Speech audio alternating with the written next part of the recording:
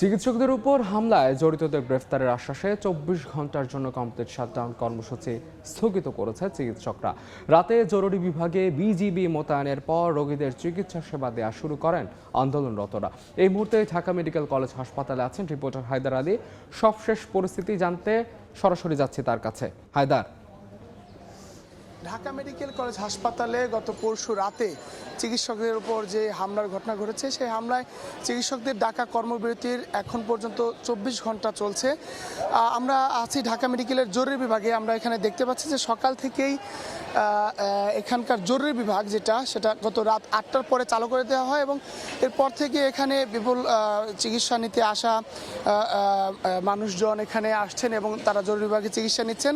আমরা চিকিৎসকদের সাথে গত রাত্রে যে কথা বলেছি তারা জানিয়েছিলেন যে তাদের পরশু রাত্রে যে ঘটনা হামলার ঘটনা, এরপরে তারা সর্বাত্মক শটডাউনের একটি ঘোষণা দেন। কিন্তু গতকাল বিকেলের পর স্বাস্থ্য উপদেষ্টা, হাসপাতাল পরিচালক এদের সাথে একটি আলোচনার পর তারা সেই সিদ্ধান্ত থেকে চলে আসে এবং তারা জানান যে সব হাসপাতালে, সারা দেশে সব বেসরকারি সরকারি সব হাসপাতালে জরুরি বিভাগটা চালু থাকবে এবং গুরুত্বপূর্ণ ওয়ার্ড যেমন আইসিইউ, সিসিইউ সহ এনআইসিইউ এই সকল ওয়ার্ডগুলো তারা সেবা দেবেন।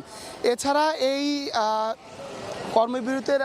কর্মবিরতির অধীনে থাকবে হচ্ছে সব হাসপাতালের আউটডোরগুলো, সেখানে তারা কোনো ধরনের সেবা দেবেন না। আমরা সকালে ঢাকা মেডিকেলের বহির্বিভাগে গিয়েছি এবং সেখানে আমরা দেখতে পেয়েছি যে অনেক রোগী সেখানে আসলে চিকিৎসা নিতে আসছেন। আসলে অনেকেই জানেন না যে এই চিকিৎসকদের কর্মবিরতির বিষয়টি, সেটি না জানার কারণে তারা যখন আসছেন এবং সেখানে চিকিৎসা না নিতে পেরে তারা অনেকেই দীর্ঘ সময় অপেক্ষা করে চলে যাচ্ছেন, অনেকেই আবার সেখান থেকে জরুরি বিভাগে আসছেন, জরুরি বিভাগে চিকিৎসক দেখানোর চেষ্টা করছেন। এছাড়া দেখেছি যে আমরা বহির্বিভাগে বিভিন্ন রোগী আসছেন ড্রেসিংয়ের জন্য, বিভিন্ন টেস্টের জন্য, সেগুলি করতে না পেরে ফিরে যাচ্ছেন। এছাড়া আমরা এখানে কিছু রোগীর সাথে কথা বলেছি, তারা এর আগে চিকিৎসকদের সাথে পরামর্শ নিয়ে গেছেন এবং চিকিৎসা নিয়ে গেছেন। তারা বিভিন্ন সময় এখানে পরবর্তীতে তাদেরকে যে ডেট দেওয়া হয়েছিল বিভিন্ন অস্ত্রোপচারের জন্য, তারা আজকে অনেকে এসেছিলেন এবং এখানে তারা কোনো চিকিৎসকের সাথে কথা বলতে পারেননি। সবশেষ তারা চিকিৎসা না নিয়েই আসলে চলে গেছেন।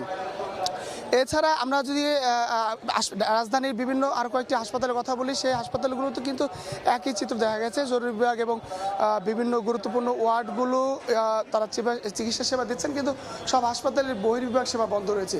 তো একই চিত্র ঢাকা মেডিকেল কলেজ হাসপাতালে। ঢাকা মেডিকেল থেকে আমার কাছে এই ছিল সবশেষ। ঢাকা মেডিকেল কলেজের সবশেষ পরিস্থিতি জানতে সরাসরি যুক্ত ছিলাম সেখানে।